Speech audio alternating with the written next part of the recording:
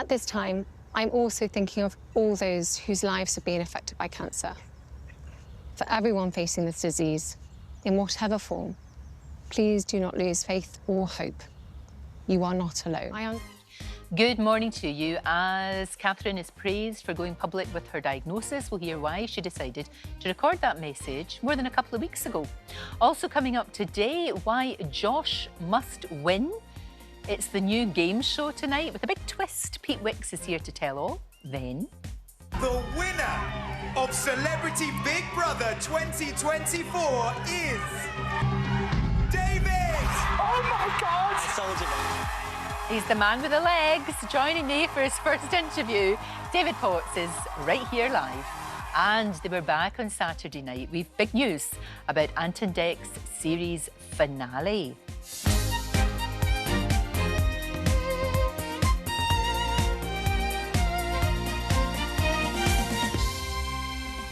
First, though, let's start with the Princess of Wales, whose cancer diagnosis is still dominating the front pages and the news this morning.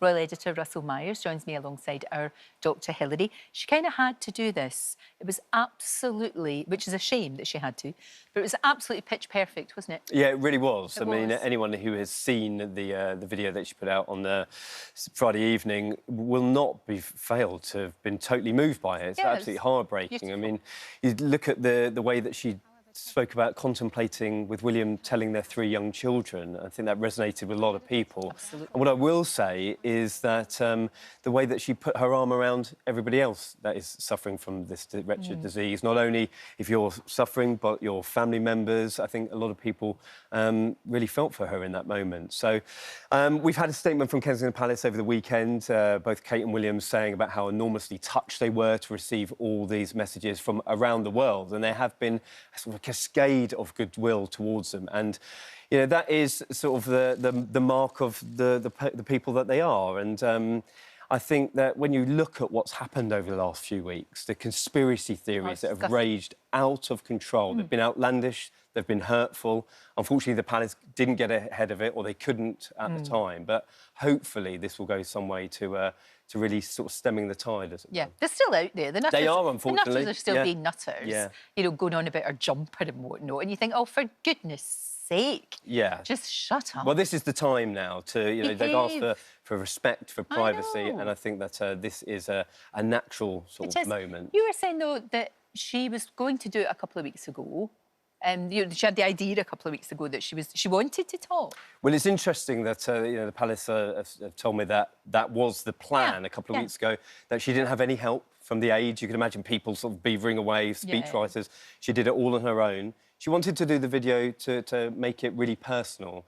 Listen, they get that they are public figures. They get that there is an interest in their lives. Of course. I think they were totally caught unaware of the outcry on social media, the scrambling for information.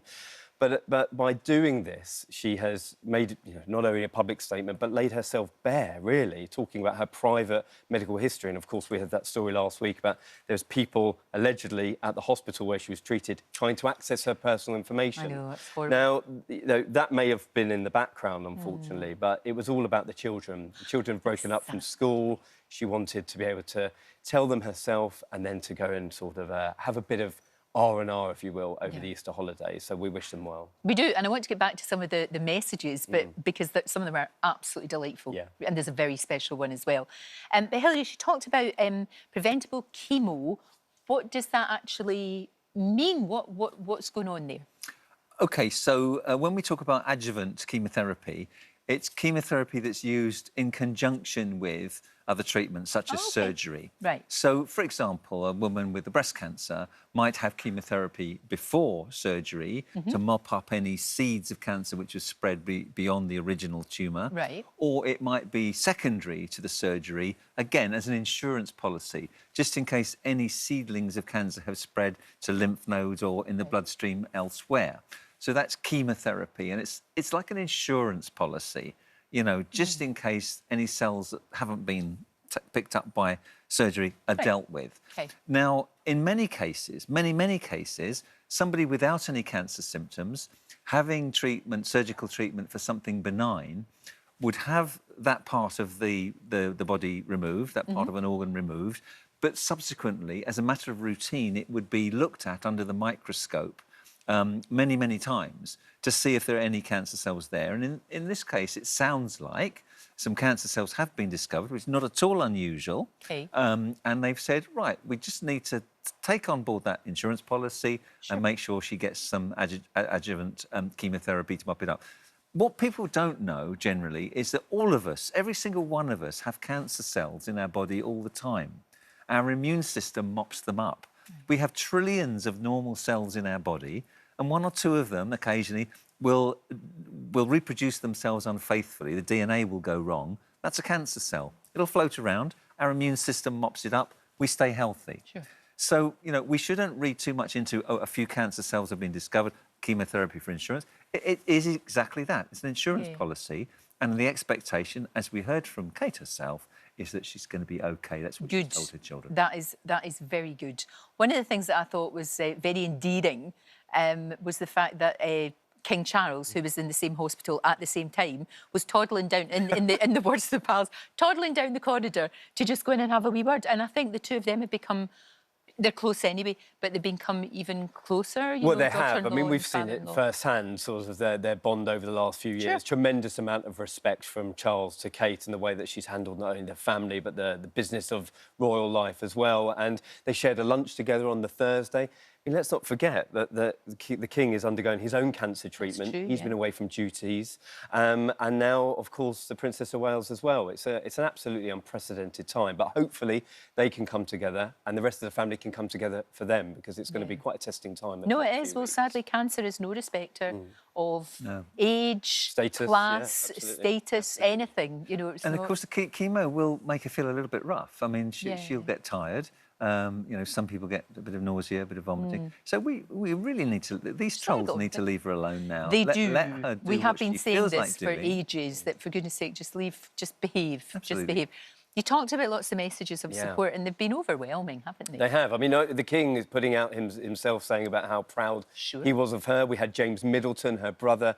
Beautiful message, accompanying a picture of them as children. Imagine a family holiday, saying, over the years we have climbed many mountains together. As a family, we climb this one with you too. That's lovely. Dame Deborah James's parents, of course, over the last 24 hours have said that Deborah would be immensely proud of the Princess of Wales, how she's come out publicly, because, you know, that statement, putting herself on the line, will no doubt help people not only dealing with it, but also, you know, have the conversation as well. You know, get yourself checked. It will make people just think, oh, here, wait a minute, maybe I should just go and get this checked out and all of that.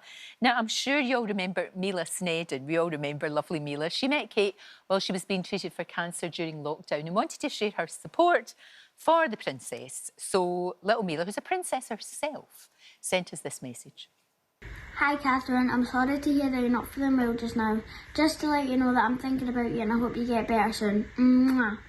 Oh, that is adorable. Isn't that adorable? I know she'll love that. Yeah, she will absolutely love that, because the two of them had a good chat.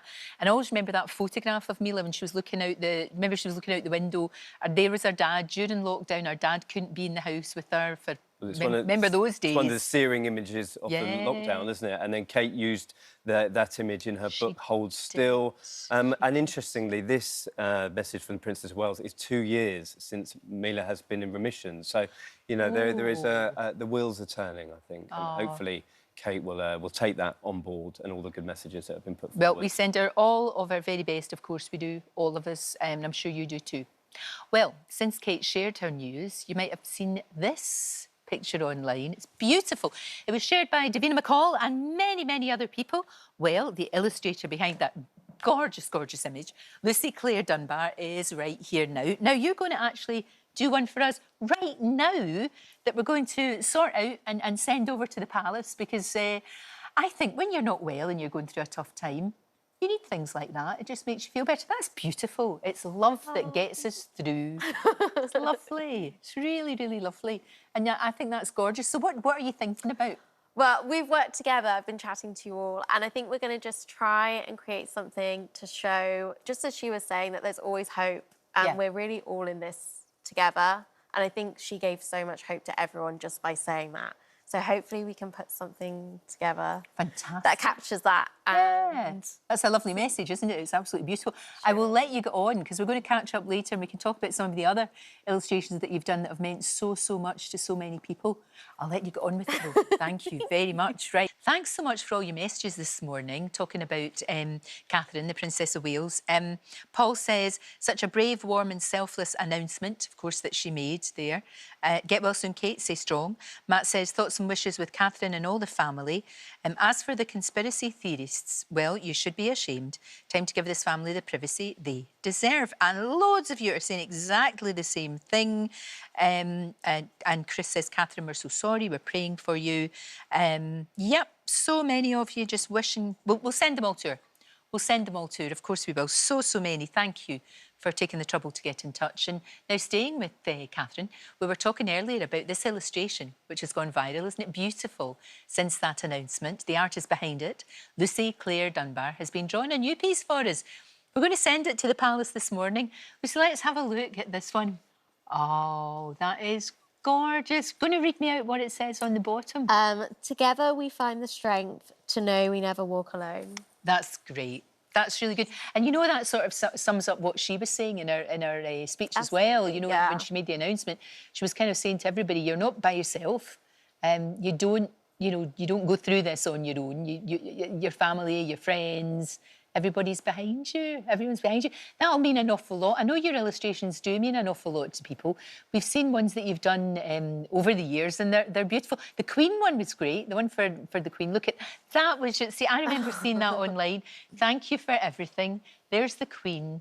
That was just after that she died, toddling off with Paddington to enjoy a marmalade sandwich, which was beautiful. And you did one for the King's coronation as well. Yeah, dotted around.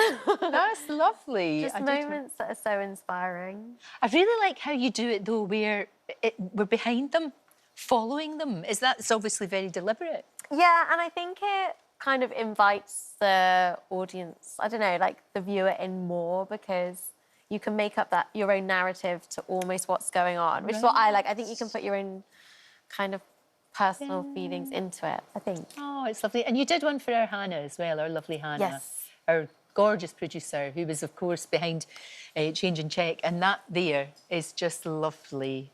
Golden, because, of course, the single was Golden, which she was very involved with, of course, that went to #1. Golden, unbroken in every moment. We really appreciate that. I know her family really appreciated that. They really did. Thought it was beautiful, as indeed it is. And we shall send that, of course, off to the Princess of Wales. I'm sure that'll get pride of place. It's been really lovely to meet you. Oh, thank you. For having me. A gorgeous, sort of very calming. And even though you did that so quickly and it's so beautiful. Thank you so much. Thank you. Right.